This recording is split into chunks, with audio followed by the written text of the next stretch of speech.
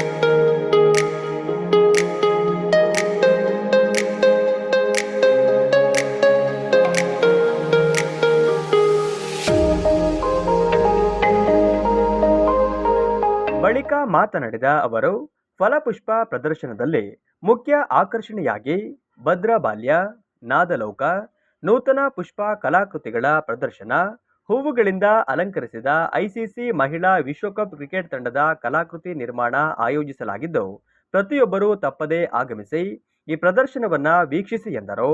ವರ್ಷದ ಗಣರಾಜ್ಯೋತ್ಸವವನ್ನು ಅತ್ಯಂತ ಚೆನ್ನಾಗಿ ನಮ್ಮ ಜಿಲ್ಲಾಡಳಿತದವರು ಮತ್ತು ಎಲ್ಲ ಚುನಾಯಿತ ಪ್ರತಿನಿಧಿಗಳೆಲ್ಲ ಸೇರಿ ಚೆನ್ನಾಗಿ ಮಾಡಿದ್ದಾರೆ.